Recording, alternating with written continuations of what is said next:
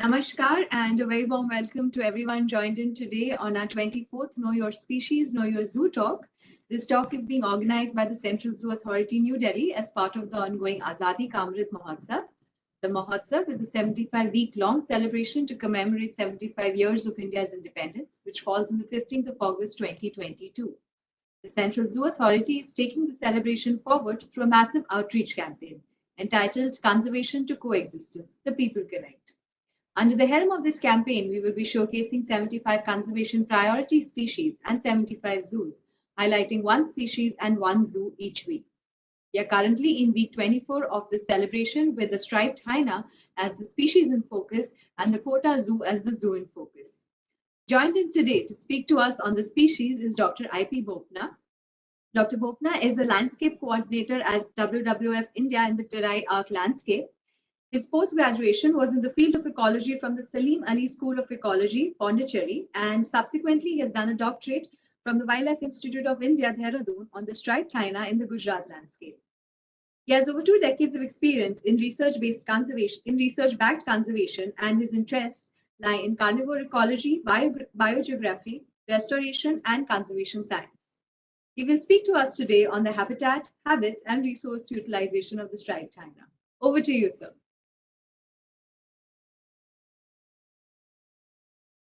So please unmute yourself. Oh, sorry. Yes. Thank you. Thank you for doing that. Should I start? Yes, sir. Please start. Sure.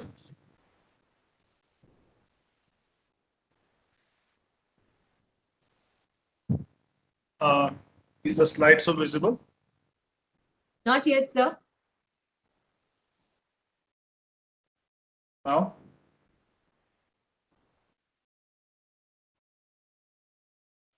No.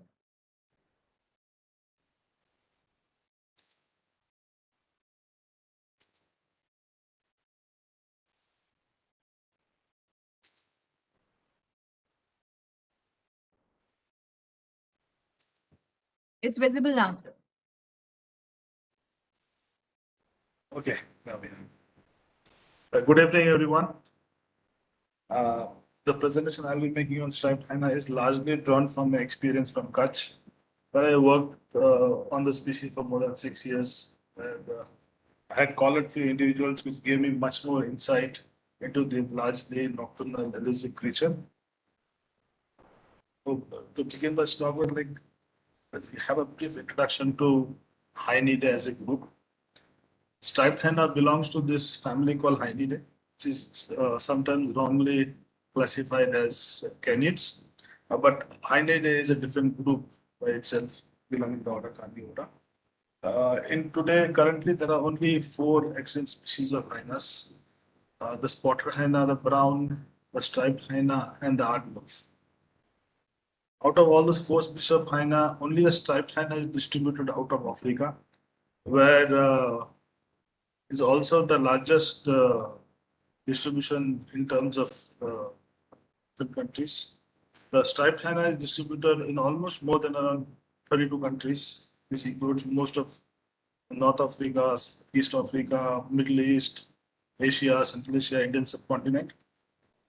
And also, given the fact that the striped hyena has very little genetic differences, there's hardly any genetic variation among the population which is distributed around. It indicates that the animal has recently radiated out of Africa. But over time, because of its habitation in different kind of landscapes, it has given rise to around 5 subspecies, mostly based on their pelage characteristics and also on their clinial features. So the 5 subspecies which we can see is largely like Hyena barbara, which is largely distributed in West Africa, in Western Sahara and Algeria, Tunisia, and all these regions. And Hyena guba, which is in East Africa. Hyena sultana, which is largely around Turkey and Caucasian mountains and all those regions, Iran and all. Then you have Hyena syriaca, which is largely in the Arabian Peninsula. Then you have the Hyena, which is the Indian subcontinent. Largely, this is a subspecies which we see in India, Nepal, and some parts of Pakistan. So this is the Indian hyena what we refer.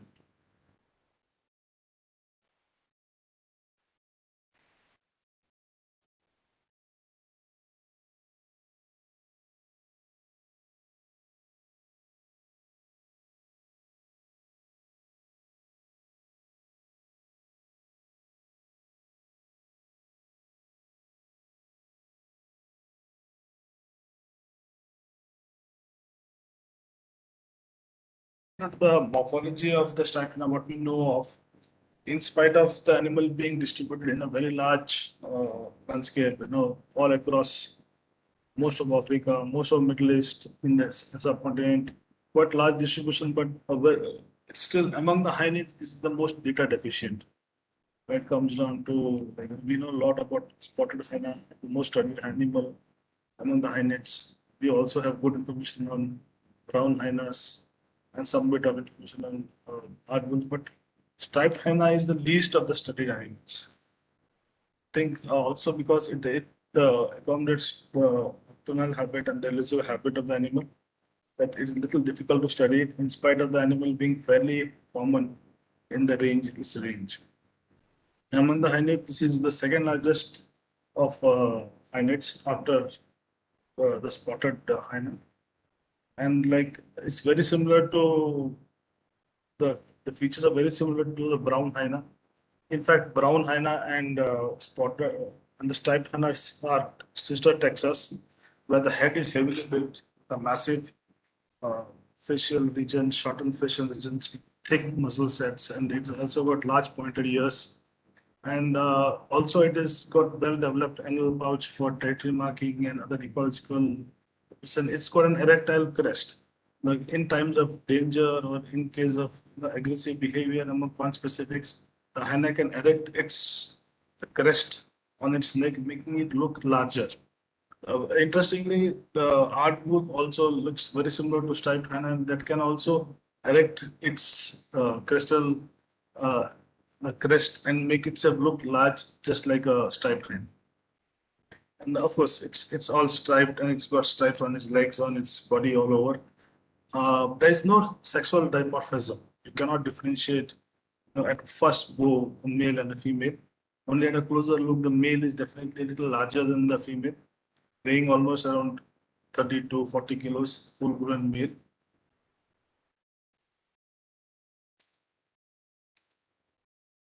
And the other most important thing always strikes out in is the sloping back, which also gives rise to a lot of folklore around it, and also a lot of stories and the customs of the like African folklore saying it's a witch carrier and all this stuff. Is the sloping back where the humerus is it's the sloping back is also because of the humerus is short, the radius and the metacarpal are long, and in the hind leg the tibia is shorter. So that gives a proportional, but this is sloping back. But this is a very adaptive evolutionary adaptation for carrying heavy prey, and also this posture gives it like a maximum static stability. And also the large frontal paw gives it like a very good hold on the carcass it feeds on. And if you look at the hind leg, the very characteristic identification mark is the rosette pattern in the hind leg patch. So it's very easy to identify a hyena in field. This is how a hyena pug mark looks like. Now, what we generally know is the animals, they are generally common in human dominated areas, but infrequently seen. So they do inhabit areas very close to humans, and they try to avoid and the distance between humans by temporal difference. They're generally active around time from after sunset till sunrise. So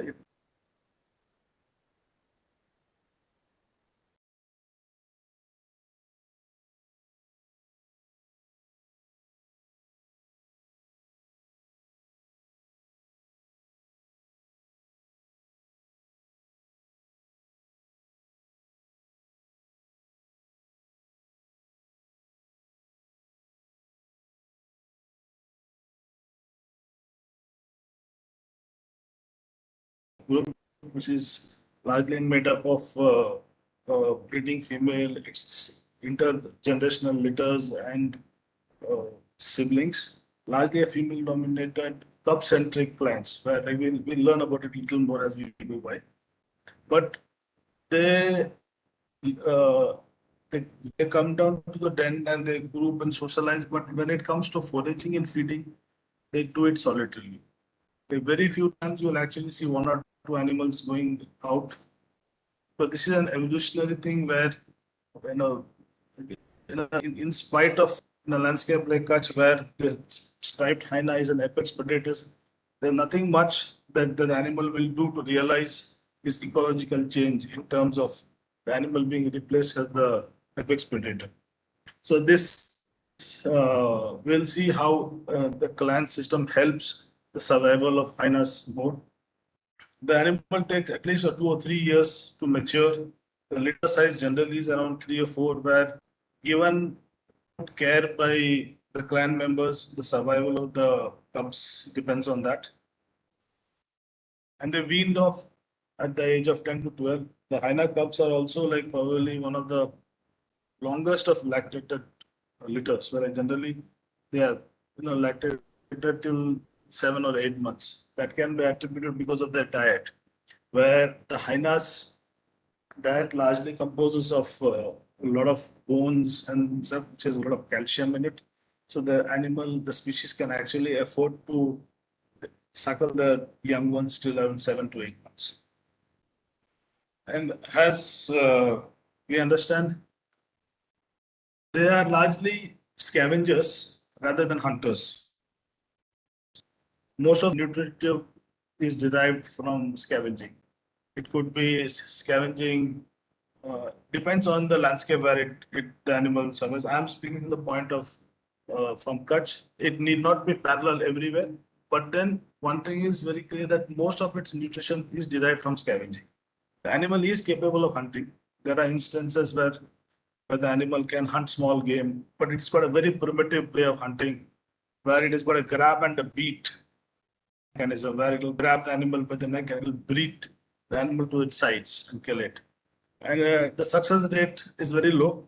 It's unlike the spotted hyenas, where they form social bonds and where they form clans to chase down large prey. Striped hyena don't do that. We have never seen striped hyena chasing down and killing large prey. And in areas where they can actually derive the nutrition of scavenging, they will go for scavenging, and at times opportunistically they'll hunt. And the bone consumption is a very interesting niche, because unlike a lot of other species, hyenids, especially the true hyenids like spotted hyenas, brown and the striped, they are able to derive nutrition by cracking and eating, consuming bones. So this is a very clear-cut niche which no other animal has got, and it's the cranial and the dental formation are in such that they have been developed to crack and crush heavy bones. So come to the diet, like largely, as I said, most of the time you will find hyenids, striped hyenas like feeding, foraging alone. When I say foraging, they'll go looking for food all alone. And find food, they feed on it alone. At times, like they do share. Here, there's an image of two hyenas, feeding side by side, but they are siblings.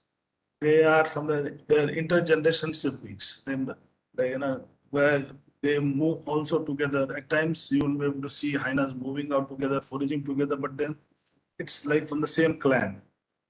So there are a lot of clannish care. The intergenerational litter takes care of the new litter, which leads to the subsurvival rate. Most of the time, it's very easy to identify hyenas cats on the field. It's largely a bolus thing of white bolus, which largely indicates the presence of bones, the high consumption of bones by the species, something like this. And interestingly, on a den site, they have latrine areas where they generally go frequently, scat and do latrine, like a communal latrine. So very easy to find the scats around an active den area. But it's not always that you'll have the scat which are whitish in color. At times you do have blackish cat because of the high consumption of tissue and blood and fresh carcass. And if opportunity arises where an animal can eat on a fresh carcass or it can derive its nutrition from eating tissues, the animal will go for it. Only on lean times that the animal will go for uh, bones and hides or offals which generally other animals discard. So the other interesting thing about hyenas is they regurgitate. They regurgitate hair pellets, just like how owls do. So a large amount of bones and indigestible particles or hooves or large bones which can't be broken down, they are generally regurgitated out. And if you see in this picture, there's interestingly there's a piece of garbage. So hyenas have a large, uh, you know, a very diverse trophic level when it comes down to feeding. So during our study there, like what we have seen, almost all the species, all large species which was found there has been represented in hyena diet, including the hyenas themselves. So there's been incidents of cannibalism. Of course, not the animal killing and eating hyenas, but that animal was also consumed by striped hyenas. So when an opportunity arises, they feed on anything. They're a very generalistic feeder. So a lot of time is spent on looking for food. Then in an area where there are known food sites, their effort, the search effort is reduced. So that can be reflected in the social behavior, which we'll see how it works out over time. So apart from vertebrate scavenging, they are also known to go and raid muskmelon fields and other fruit gardens, vegetable gardens. They are also very frequently found in the village garbage dumps. So they can actually survive on even food waste from the village houses. So they are very, very generalistic when it comes down there, but majority of the nutrition is derived from large vertebrate. Here in this case, in my study area in Kutch, what we found is like it was a largely animal husbandry area where a lot of people kept large number of cattle there, and it was a non-beef consumption area, so no animal was sold, and every dead animal was dumped outside a village. They had a particular area to dump dead cattle, locally called Hatakudi. So the animals knew of the known food source. So they would go to the village and look for the sites there. These things need not be parallel all across the country where you have hyenas. In areas where the hyenas live along the forest edges, so their search effort is different. They probably spend more time looking for food. So that in turn reduces their social interactions. So the lesser time they spend towards looking for food, the more they can spend on social interactions, and which ensures the cub survival rates. Likewise, the other interesting, very unique thing about hyenas, even in spotted hyenas or even the brown hyenas, of course, striped hyenas also, the bone accumulation habit. So what they do is that every time they find a carcass, they eat, they feel, and they try and get back the carcass to the den or whatever elemental carcass, elemental scavenging. They'll not get the entire carcass at times, but they can get one leg of a cow or anything which they can carry. And the entire body posture is such that it helps them carry large carcasses back to the den. So it gives them, as I said, it gives them a very static stability to carry. Like I've seen hyenas carrying like a sub-adult buffalo to that end. Like, and of course, dragging it, not very easily lifting it, but still. So this happens, like, this bone accumulation habit is like largely associated, very directly related to the social behavior, which is related to the thing, cubbing season. So every time they have litter and they have cubs to raise, the entire clan, very actively participates in bone accumulation, where they try and get food not only for the cubs but also for themselves. In lean period, these bones can be consumed by the hyenas. They do, but every time if there is a fresh carcass or a fresh meal available, they will not consume it. They could it's more like an insurance thing where they can consume it later. But interestingly, if someone wants to understand what is happening in a system, if you want to understand the the dynamics of disease or what kind of animal diversity you have. People can just monitor the den and you will be able to understand what the diversity of the area is like. If a particular species is dying more, a lot could be gauged and understood by just monitoring the bone accumulation over dens. This is some examples I'm showing. This is bone accumulation of a hyena den which is very close to the road. Not necessarily that the hyenas have gone hunted the dogs. There are dogs and jackals and a lot of even foxes in this thing in a pile which was there on hyena den. But most of it is from roadkill. So there was a road very close to the hyena den, and every time a dog or the jackal would get hit by a vehicle, within a day or two, the animal would get back to the den and feed on it. And of course, there is remnants which could be monitored and collected, and a lot of information could be derived from this. Like this, I mean, most of it is domestic ungulate. So most of the nutrition derived in the landscape where I studied was largely from India. Had a large number of cattle. It had a large number of goats and sheep, and later it was followed by dogs, which of course a lot of them were roadkills and some of them were hunted down. Subaltern dogs were picked up from the villages by the hyenas. They do go and hunt dogs also, but then they also get bitten and chased by dogs. And like canids, all hyenids are also very susceptible to all diseases which canids have. They are very susceptible to rabies, very susceptible to canine distemper. So that's also a danger every time they go into a village and interact with villagers. So the habitat requirements of hyena, generally the hyenas are animals which favors open, thorny areas. Even within our country, also most of the hyena distribution is around Western India. It's a stronghold. Western India, like Rajasthan, Gujarat, even some parts of MP, which are drier areas, they are a good stronghold of striped hyenas. As we move towards a better area, their population becomes little sparse, and their population density is also low. So over time, if you look at even like in southern India, towards the Western Ghats, the population becomes low and very sparse. But we have very good population which is there in Moyar Valley of semi-deciduous forest. So over time, in the whole study, we try to pitch in to see like what are the environmental factors and other parameters which determine the hyena distribution or the habitat requirement. The most important habitat which has come out, which is very true for striped hyenas, is the denning sites. These denning sites are the one which are ecological.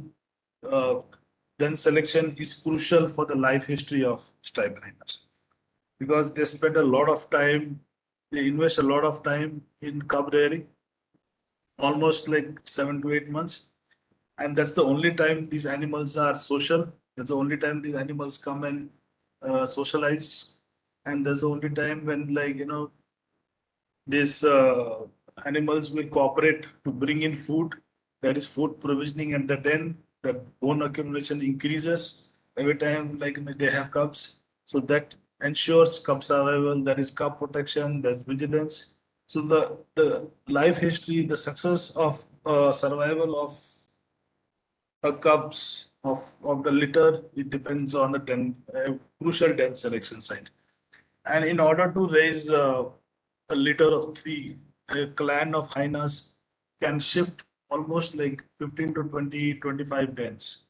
So they keep moving between dens to ensure, of course, there is ectoparasite load which happens there, and also detections and avoidance of predators and humans are also part of it.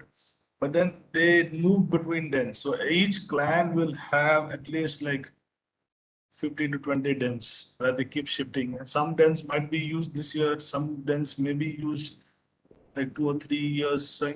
And most of the den sites are either dug by the female or they use old porcupine dens. They kind of enlarge the porcupine dens and use them. Or in some places, sometimes they even dig up fox dens, enlarge them and use them also. But denning site and the distance from villages are one of the crucial sets. Here, like distance from villages, they try and avoid humans by temporal defense, but also the distance from village is also detrimental factor for the food resource. So in this landscape, the distance from village played a role in determining the den site selection. But in maybe in some other landscape where where animals living on the edge, forest edge, the village distance may not be a crucial thing, but denning site definitely plays a big role in determining the site and the habitat requirement of an animal of striped hyenas. Now the dens can be simple dens. A very simple den would be described as where there is like 4 or 5 clustered interlinked simple dens where 4 or 5 holes where the animal can move from one or the other, and within that ring which is occupied by one small clan, which could be have a membership of anywhere between 5 to 7. Then you have complex dens. Complex dens are which is a cluster of simple dens where you have a membership of 10 to 12 members. Where when I say it's complex, then the complex dens become complex during the breeding season where you have multiple breeding females. So in a simpler den where all the clan members look after the litters of one breeding female, but then the thing completely changes the dynamics when it comes to complex dens. The complex dens generally are formed in ravines and gullies, which are like really huge, and where you have, it can provision a lot more dens, which are natural or they dig it out. And not only hyenas, but also a lot of other animals also live in there, largely porcupines and even desert cats there. The other important thing about dens is like the animals, even on a simple den or a complex den, a lot of time, almost like 48% of the animals' time is spent resting around the den area.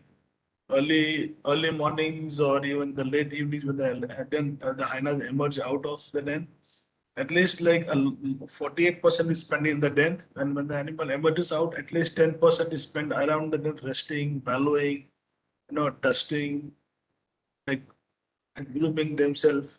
So they look for sites which also has little dust bowls and areas where they can sit and sun themselves, where they can wallow.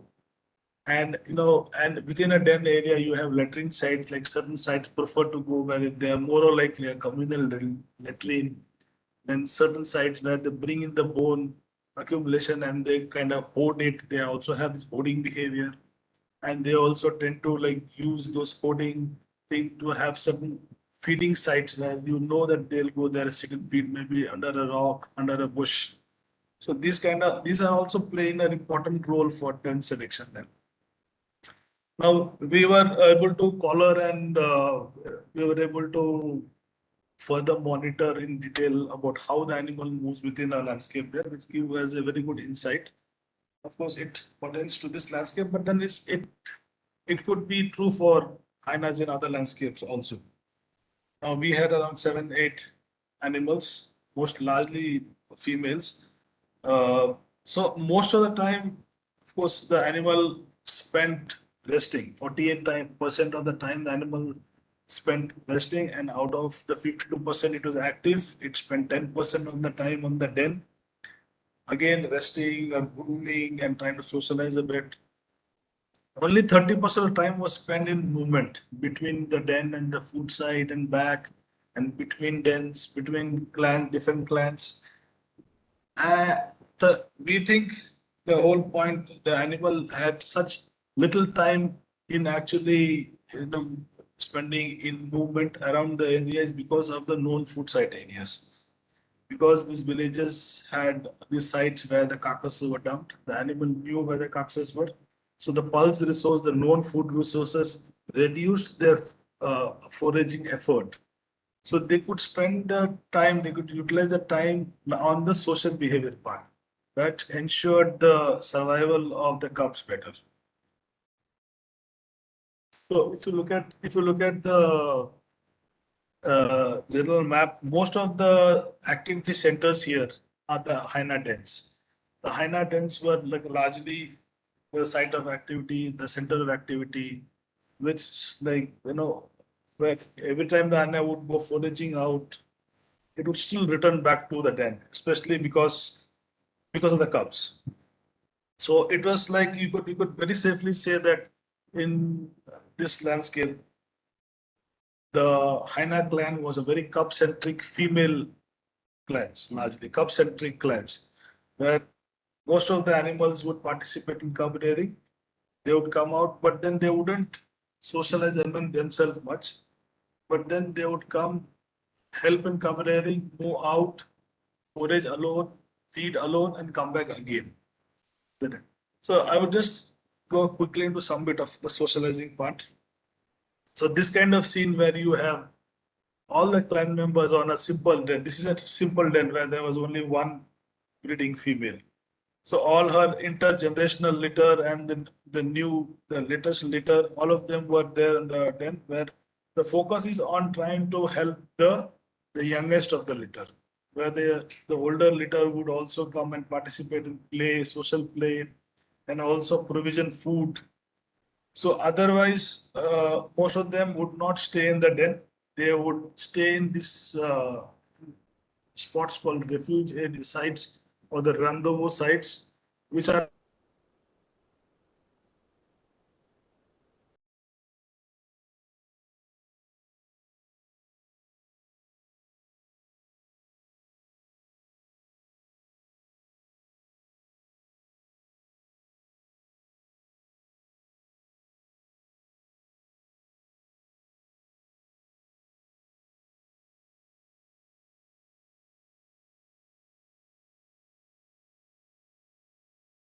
when we compare the sociogram, the cub and cub interaction was highest, and the cub and the sub-adult interaction was highest. Cub and the lactating mother interaction was there for suckling largely, but then the sub-adult is the one which helps raise and protect the cubs here. So when we say the social behavior part, so there was two categories of social behavior which I'll not elaborate it further for lack of time. So you would have an agnostic behavior where, of course, like hyenas would fight between each other or they would express aggression. It could for food or even trying to protect their resting areas, wallow sites, and those kind of stuff within the den. Then you had social play, where like this is an important part of the socializing behavior. The reason why they always animals would come down was where to assist and play with the cubs. So this social play was very active among younger age class of the animal. As the animals grew and as they became older, the social play part reduced, and they would also be start behaving solitarily. In a year or two, all the cubs would either they would disperse from the den, or even if they're the den, they would start behaving. The only social play they would express was to the younger members, the new cubs. So social grooming, where the animals would groom each other or try and lick each other, or clean each other. That was some behavior which was there like this. Then you have attention seeker, where a younger member would try and seek attention from the older members.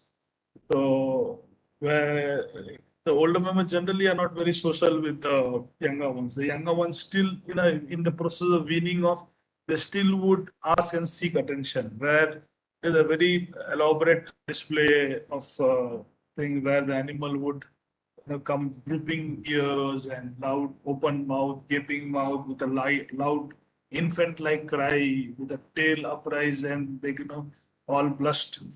So a very interesting behavior where the attention soliciting, where they would seek attention from the older members. Then greeting, an elaborate greeting, where they would sniff the anal region of each other. This is, again largely within the clan members. So they would greet each other at times when they all would come from different directions. So interestingly, when the cubs are very young, when they are, let's say, 1 or 2 months old, most of the clan members all are staying together in the den area. As the cubs grow older, as they would grow older, with 4 or 5 months, slowly some of them would move out of the den and go and take refuge in the refuge sites or rendover sites, and they would return back every evening, sit there, socialize for some time or be there, but then again they would move out, foraging and feeding separately. So it's a very evident the cub raising and cub protection was the entire motive of socializing in striped hyenas. Vocalization, of course, not a very vocal animal. It's very few vocalization you would hear. Of course, a lot of it has been translated from spotted hyena to other hyenas that they laugh and all that stuff. Largely, it is crackling sounds, howls, and like infant-like cries when they seek attention. Otherwise, they're very non-vocal. Very hardly you would see the group movement. The group movement was largely associated with every time the clan would shift dens.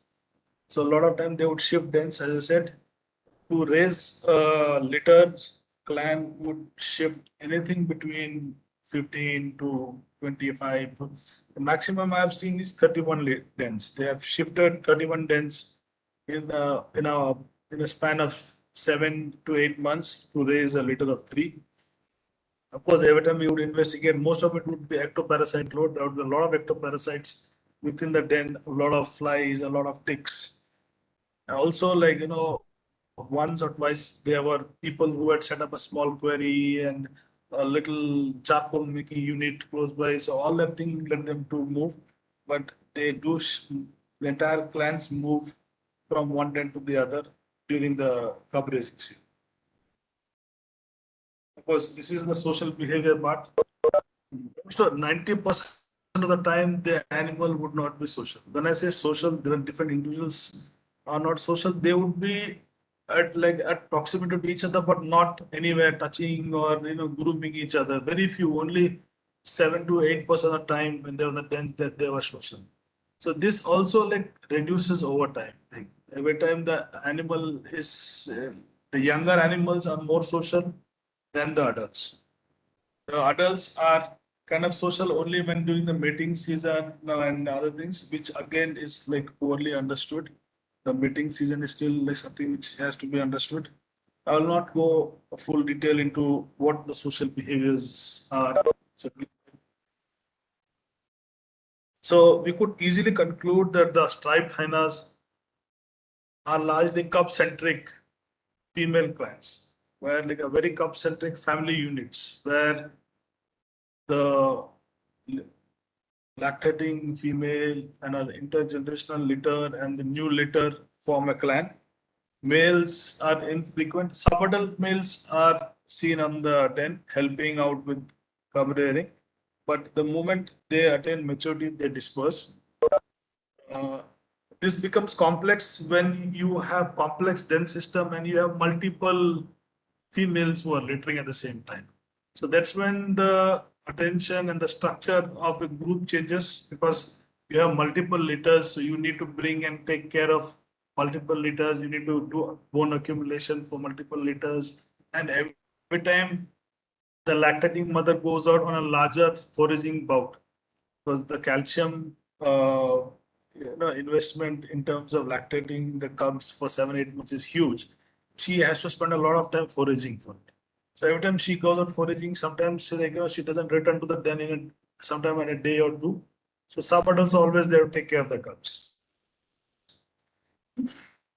And to people and hyenas, because everywhere there are stories which revolve around hyenas, which play a major role in a landscape, or will they survive in a landscape. But fortunately, when we did our study and when we interact with people, so most of the people are positive. It's very interesting to see that there is a knowledge transfer. When I say knowledge transfer, people, because it's a landscape where a lot of animal husbandry happens, a lot of pastoral groups are there. So they would go out and see these animals firsthand. and they would pass on the information to people who are generally not venturing out, like shopkeepers or other villagers, housewives. Even their knowledge about this animal was very accurate. They would know what these animals eat and what they do and how they behave. So, which was very interesting. But then it changes like intergenerational. The younger generation who probably don't have too much of access to wilderness, or who are burdened by the modern education system, and who have access to modern means of information. So their inclination and their understanding of hyenas is toward the spotted hyena, because that's what they have seen in Discovery and National Geographic and all. And some of them was interesting that how they would see zebras in National Geographic Channel and would assume that is the striped hyena, because locally they would call hyena like a dog-like animal with ears like donkeys. So every time they saw a zebra on TV, they thought that's what a striped hyena is. So a local, the knowledge transfer part is a very crucial thing for hyena's survival.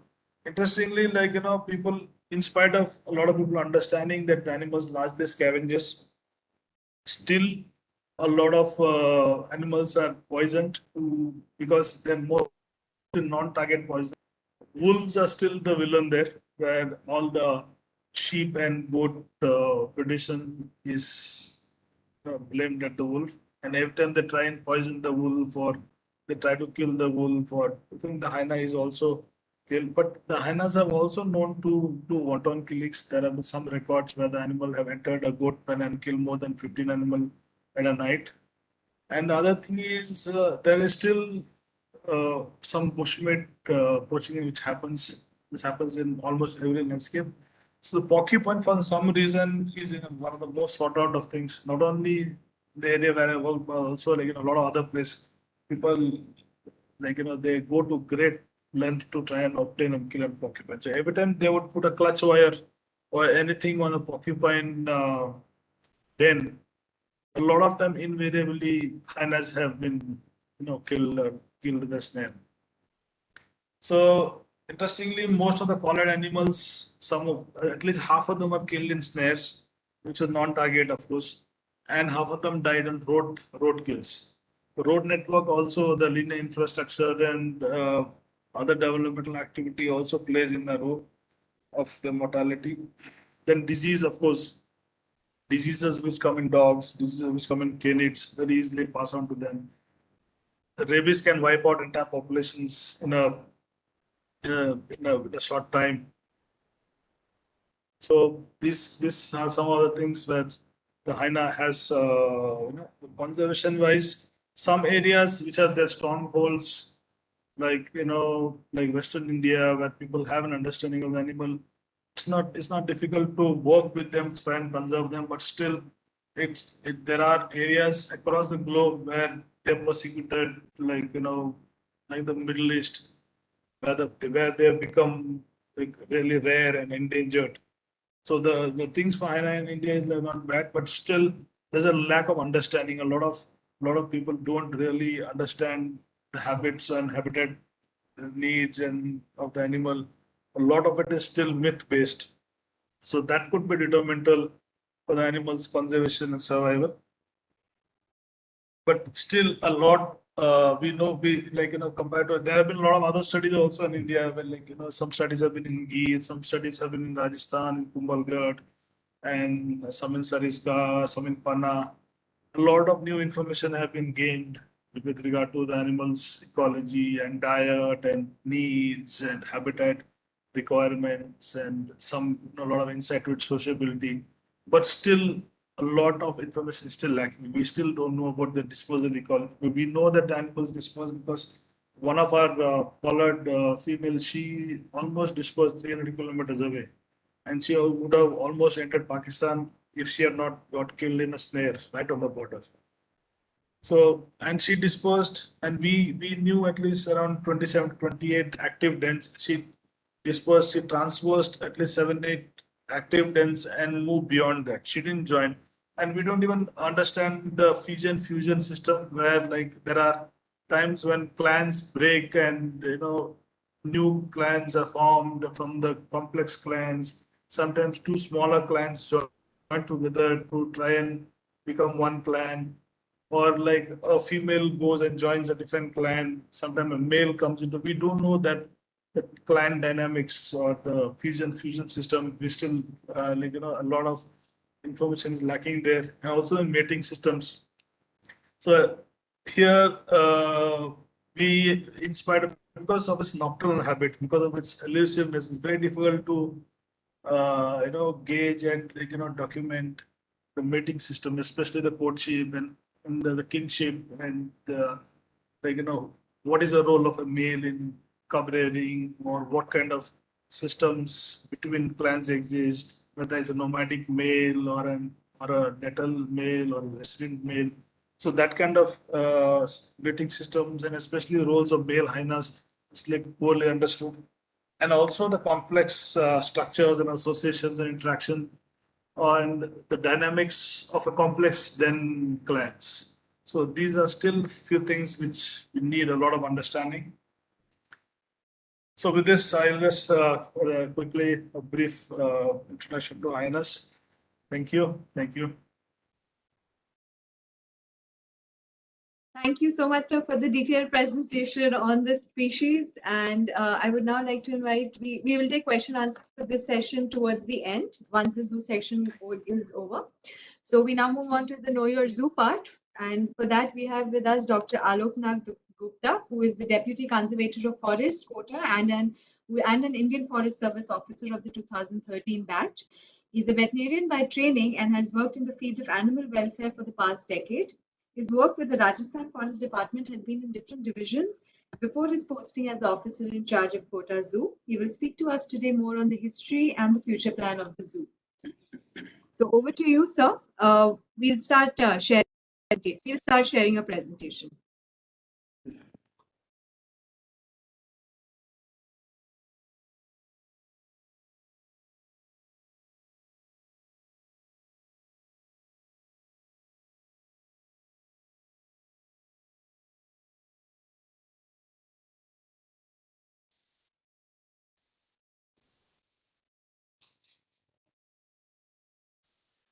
Sir, can you see the presentation? Yeah, it's coming. Good Okay. evening, all. So it is really a very great occasion that our Kota Zoo, though it is a very small zoo, but because of this event, Azadi Ka Amrit Mahotsav, and because of the initiatives taken by the government and CZA, it has at least come into some limelight at the national level. So it is really a great boost to the zoo as such, and also to the whole wildlife and in situ conservation of the wildlife. So I'm Alok Gupta, in charge of the Kota Zoo. I'm Deputy Conservator of Forest, Wildlife Kota Division. So this Kota Zoo is a very it's a small zoo. So and it's a very old zoo. We can say that it is one of the oldest zoo which has been in existence, like Mysore Zoo. It was somewhat earlier, but that Kota Zoo was established in 1905 by the then Maharaja of Kota. And that time, the purpose of the zoo was not for the awareness or some research. It was mainly for the recreational purpose, for the as a power, means it shows the power of the kingdom or the king. So it was established in 1905, and then after independence in 1954, it came into under the control of the forest department, and it was under DFO quota that time.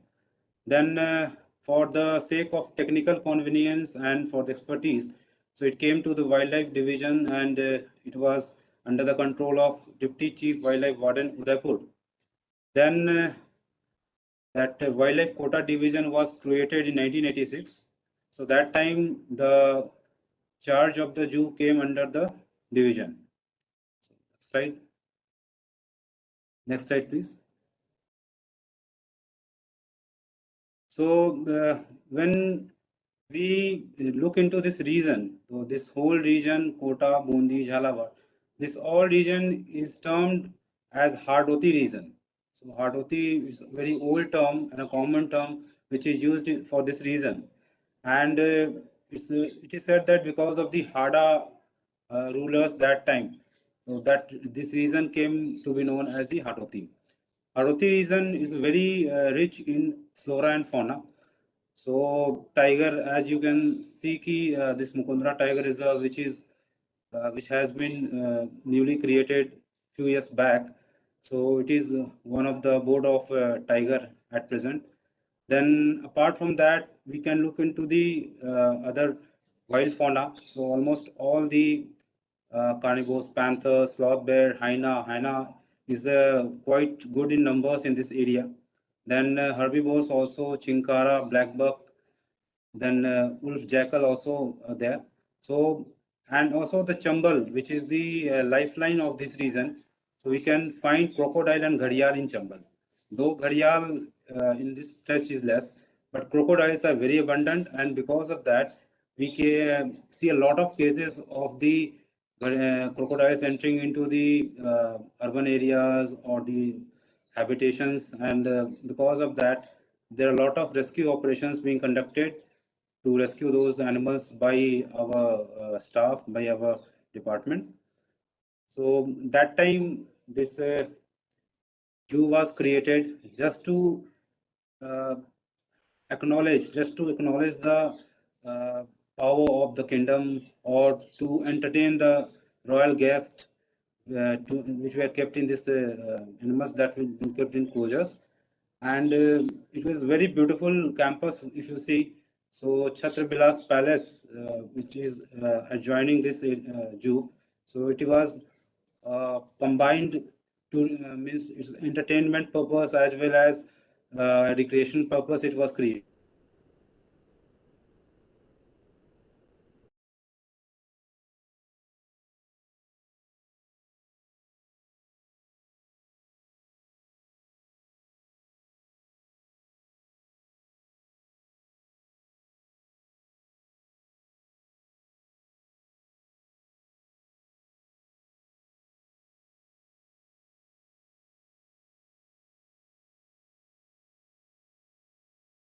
The 2.2 hectares, and our office, the division office, is also placed within the campus of the zoo. Next slide, please. Kota Zoo, when we see the nitty-gritties of the Kota Zoo, so it is a mini zoo as per the Central Zoo Authority guidelines, and it has an area of around 2.2 hectares, 12 enclosures are there. Among those, 5 are the herbivores, and almost all the herbivores have been shifted to the newly created zoo, which is Abheda Biological Park, still not open to the public, but in the final stages. And as you know that most of the small zoo in the country, because of the norms which have been prescribed by the CJD, their size, their standards were not as per the guidelines. So the enclosures were small, the habitat, the habitat or the things which has to be provided to the animals as per the norms, which were not to the mark. So they have been directed to shift the animals to a bigger zoo or a biological park, the new term we see, so where the enclosures they are up to the mark, and that standards for the housing the animals and other recreational activities, they are almost up to the mark. So for that purpose, a forest block, which is known as Sakatpura, it was under the control of territorial Kota DFO. So it was taken over from them, and it was considered as the suitable site for the new biological park, which has been named as the Abheda Biological Park. And this site is very famous site in Kota as one of the most important place, that is Abheda Mahal. It is a tourist place there where many people they visit this place, and they have recreational activities, tourism activities in this. So adjacent to this Abheda Mahal, the zoological park is created. Next slide, please. So you can see the this whole site of the Aveda Biological Park. So it is the photograph showing the initial stages when it was starting of the work, that gate and all are being constructed, and you can see the whole forest block. In the right side there is one pond which is known as Abhira Talab, and in that pond we can see a lot of birds, migratory birds, as well as saras, cranes, sometimes also visit this place. So this place is very congenial for the habitation of the natural as well as ex situ conservation, that is zoo. So in natural we can see in this place only there are a lot of birds which have been residing since a lot of time only, and this is very good place as compared to other places which we have selected. So this Beda Biological Park, it was conceptualized in 2012 when this range Beda was created, and in that a forest block named Sakatpura was included, and uh, around it was 309 hectare area this forest block was there. So out of that 309, 126 hectare area was proposed for the Beda Biological Park. Aveda Biological Park, that site plan and everything has been approved by the CJRA, and in that it was to include 3 different blocks. Per administrative block, as every zoo uh, has, that is the offices, the residence of the staff and the officers there. Then main block, which is the main zoo campus, housing the wild animals and all the visitors amenities are there in the main block. Then in that Aveda Biological Park, a green belt has been developed. So green belt concept, as in any other zoo also there is a green belt, but it is of significance for this Aveda Biological Park because just adjacent to the park there is a trenching ground which is still existent, and to overcome the effects of this trenching ground, so it was proposed at that time that a green belt should be prepared, a green belt should be developed uh, adjacent to the trenching ground, and it is having an area around 33 hectares just on the periphery of this zoo. So in that we have planted around 20,000 plants, and these plants have been planted with the support from NTPC. NTPC Anta, it is financing almost all the planting activities, and it is a very successful plantation. If you can see today, all the plants they have been developed to a great extent, and it has covered the canopy and all. It's covered to a large extent. So this master layout plan of Aveda Biological Park was approved by CZN in 2017. But the main issue with this park, the development of the park, was that who will execute the work? Because as a forest department, as an agency, many times because of the lack of expertise or technical support and all, so it is always advised, or it is also always preferable to give the work to a professional person, maybe by tender or something. So in that case, Urban Improvement Trust, UIT Kota, which is the um, urban body of this Kota city, so it was selected as the executing agency, and an MOU was signed between the Forest Department and UIT Kota at that time in 2017 for the construction of zoo. Then the total budget that was proposed to be spent was around 40 crores. But the thing is ki, from where this 40 crores will come? Because for the when we come to the financing of the zoo or construction of the zoos and all, so there are very less revenue heads where you can get the finances. So it was a very dilemma type of thing, or there was no such support from the government as such, or any campa which do not finance these type of activities. So 40 crores was proposed, but that funding and all, it was very difficult to get. So for that, under the JICA project RFBP2, which was running at the time, so from that had only 20 crores was approved for the first phase. In first phase, around the total enclosures that were proposed to be constructed was 44. But thing is key, in the first phase, only those activities were taken which were very important for the initial stage, like veterinary hospital, then the around 14 enclosures which we are having those for those animals. Apart from few important species, they were created in this first phase, and veterinary hospitals, cafeteria, then visitor amenities, these were to be developed in this first phase only. But the thing is key, all those works were to be completed by 2019 by the UIT, that executive agency.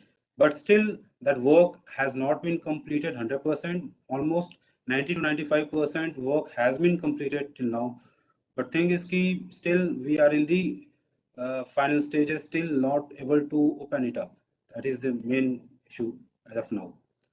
Next slide, please.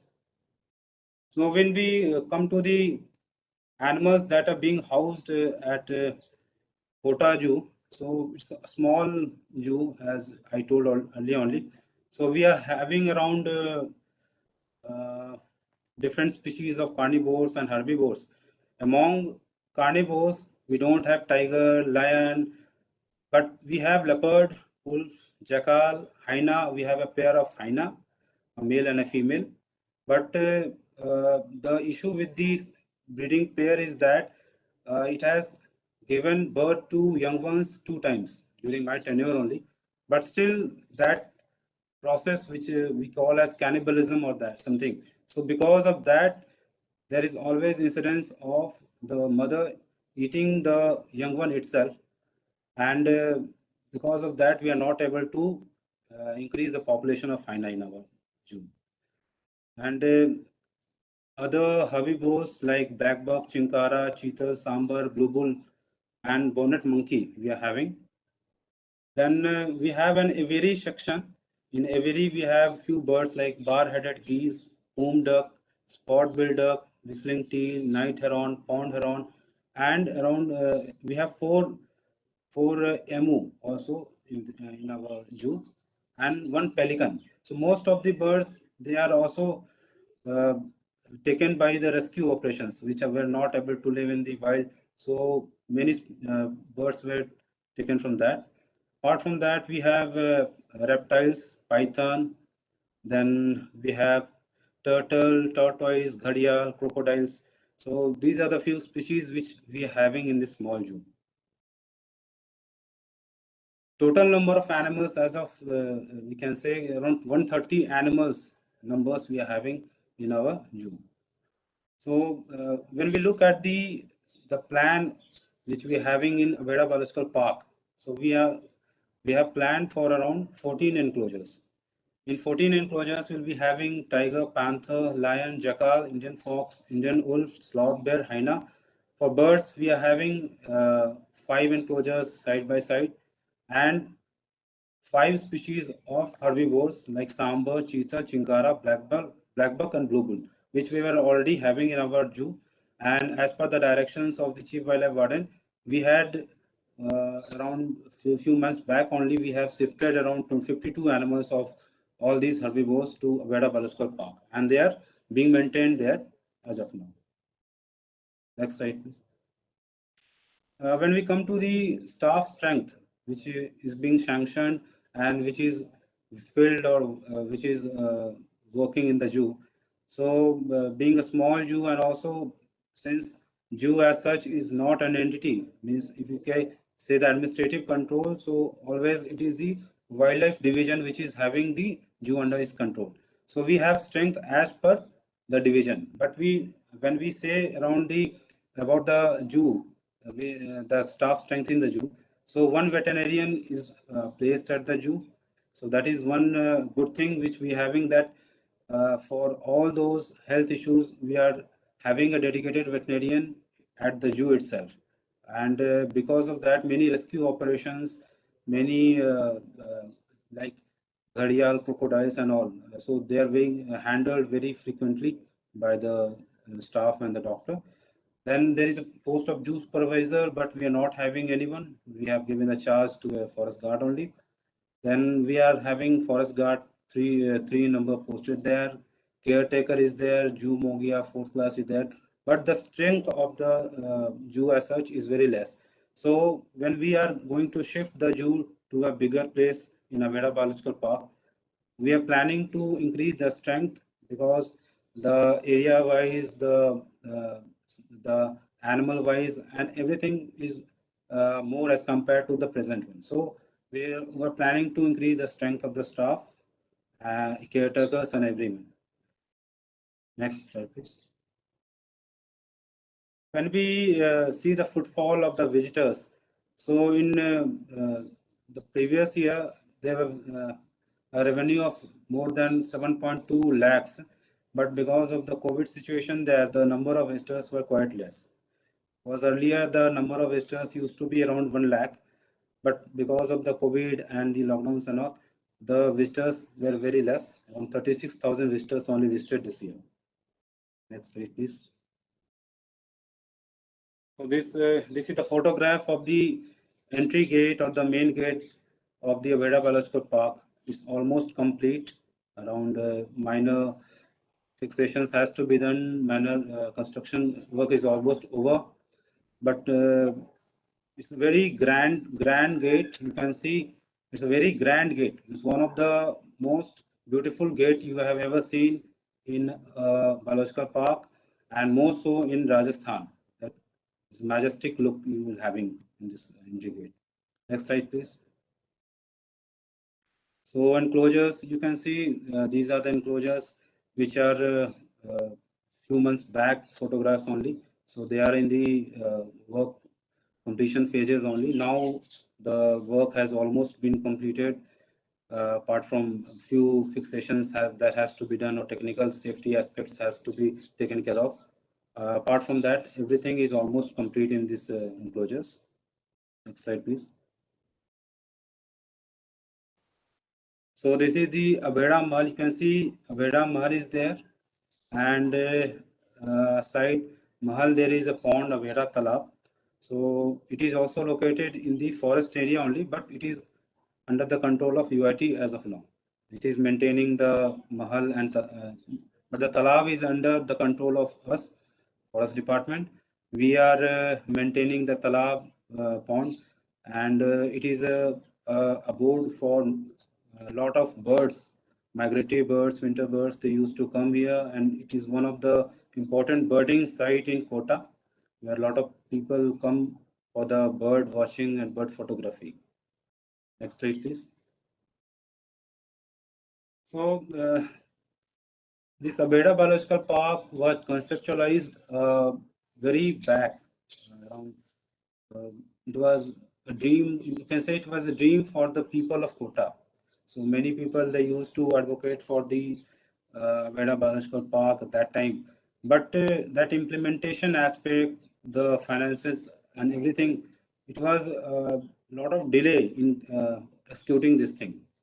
So still we find many difficulties in opening this to public as of now. But the main thing is that work has almost been completed. 90 to 95% work has been completed. Minor work which is to be executed by the UIT and a few by us, they are being undertaken. But we can say what are the constraints which are there in implementing a project. Mostly, if you see the Jew, which is not so much highlighted for the development works for the administration and government. So one thing which I find in this Aveda Biological Park is that executing agencies. We have selected UIT Kota at that time for the execution of the work, for the construction of the Aveda Biological Park. But the thing is we find this practical aspect that we don't have any control over the UIT Kota for many things, because you can just write to their offices, you can complain them regarding many things, the construction aspect or any other thing which you don't want as per MOU.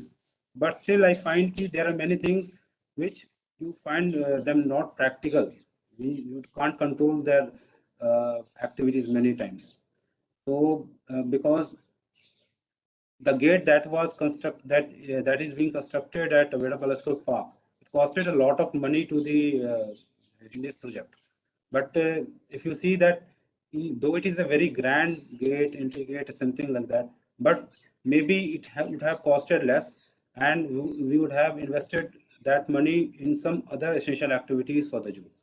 So that was an improper planning type of thing, or improper control over the implementing agency. Because of that, there was something called this lack of budget, because that 20 crores which we were allotted for the construction of AP is less for that as of now, because of the escalation in the cost, or because of the improper planning, that many things overcosted, many things had been less. So because of these things, that thing is key, the financial part, the financial aspect is very important to be looking into. And also, there were delay in the implementation of the project, because 2019 was the deadline for the construction of Abeda. But still, that part is there, that still construction is not complete on by the UIT. So, but we are hopeful that within a month or so, we will be able to open up the zoo for the public, and maybe we will be starting the shifting the animals from the Kota Zoo to this bigger zoo very soon, and it will be open for the public. So that was a brief introduction about the Kota Zoo, and maybe we would be able to show you more when this ABP available school park would be operational and open to the public, because a lot of things are there to be shown and explained for that. Thanks a lot. Thanks to the CJD and the government for giving this opportunity for showcasing the our zoo, this Kota Zoo. Thank you, ma'am. Okay, thank you, sir, for the information on the zoo and the future plans. We now move on to the question answer session. So, Dr. Bopna, we'll take questions for the species section first. Are you there? Yeah, I'm there. I'm there. Okay. So, sir, the first question for you is that, like vultures, were hyenas also affected by, the accidental poisoning due to the cattle carcass? Uh, Any observations on that? so I think the person is referring to diclofenac poisoning in vultures, Yes. something like, yeah. Yeah, not really, not really. Surprisingly, like, it has not affected hyenas the way it has affected vultures, where they would get accumulated in the liver, not like that. But then definitely they are susceptible to pesticide poisoning and other poisoning. Interestingly, hyenas are also not they're largely affected by diseased animals. Even animal cattle which die of foot and mouth disease, or other diseases which can be contagious to humans. So I think evolutionarily the hyenas have been able to dealt with diseased animals. All right. So the second question for you is that, have you ever encountered signs of plastic in the feeding, I think, Yeah.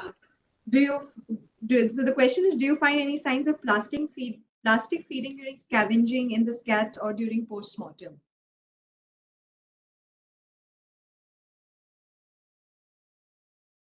Can you hear me, Dr. Bopna?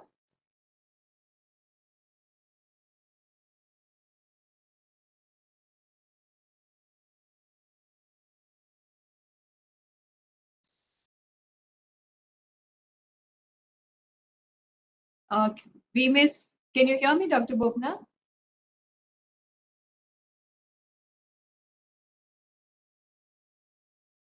Okay, so I think Dr. Alok will just take questions for you till Dr. Bopna rejoins. So the first question for you is that, what is the main outreach vision for the zoo when you are talking about integrating it into the tourism circuit? As outreach activities, we can say that this Kota region, this Varavati region, is quite a famous region for the tourism activities as of, because Rajasthan as such, you can say ki it's very famous for the tourism. This Bundi, this Kota, lot of historical places are there. So people who visit these places, they always tend to search for the nature and wildlife, which is not available everywhere freely. So they have to visit a zoo or any XC2 conservation center. So for that, there's a lot of scope for that, because naturally people are coming. Apart from that, we are having a lot of awareness activities among the children, among people, bird watchers, that nature lovers. They visit the place, and a lot of activities that are being conducted there. So we are trying to integrate all those activities and focus the conservation with awareness and research, everything. All right. So, sir, the next question for you is that how do you see captive populations in your zoo contributing as species ambassadors for the habitats of Rajasthan? As of now, if you see the number of animals that we are having in the zoo is less comparatively compared to other zoo, you can say, and was small zoo, and also because of the shifting and all, we're not having a very stable population as of now. But we can say that once everything is settled down in a new place in a Veda Biological Park, so we'll be able to plan the conservation aspect, conservation breeding also.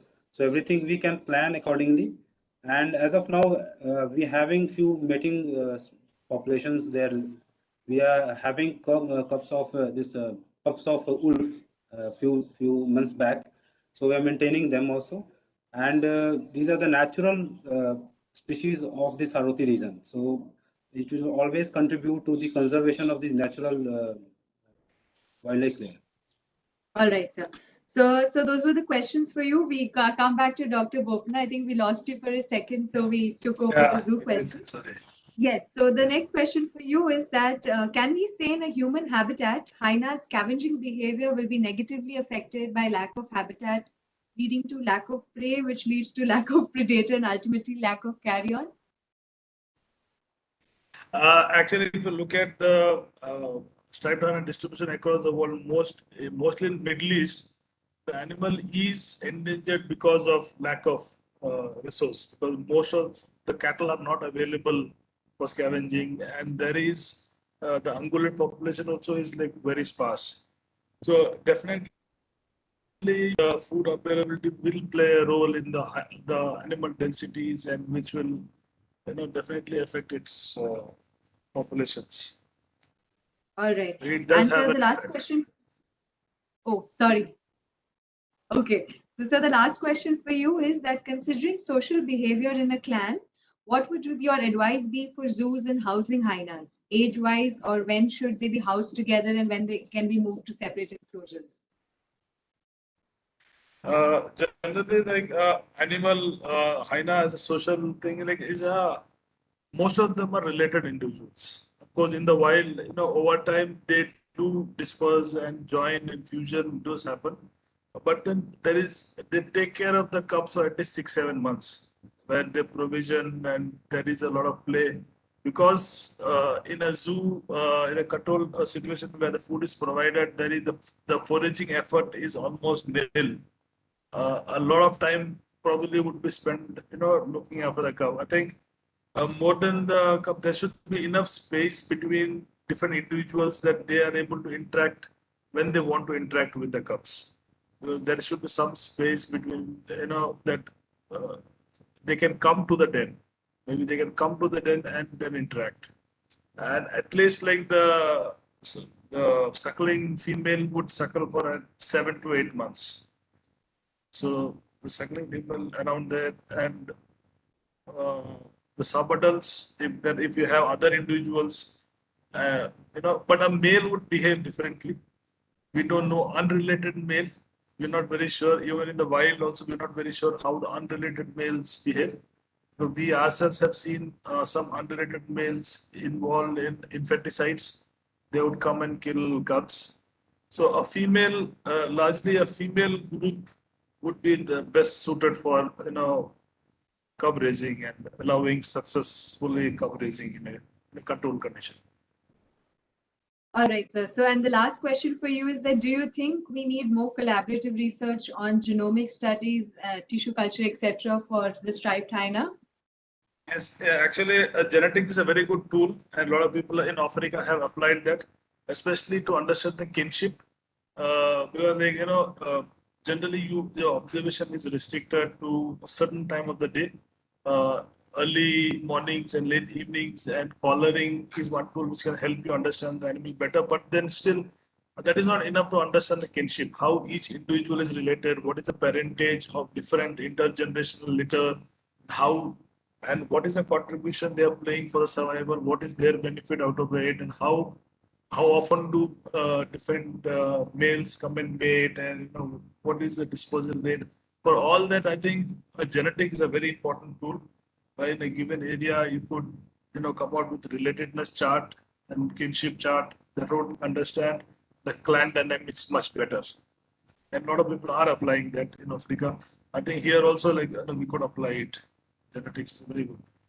Okay, sir. So with that, we come to the conclusion of this session because those were the question and answers for both the speakers. And I would like to thank, on behalf of CZA, to you and to Dr. Alok for taking time out of his schedule and joining us for our 24th Know Your Species, Know Your Zoo talk. And I would also like to thank the viewers for being with us throughout this session. We have quite like slightly extended beyond the beyond the scheduled time.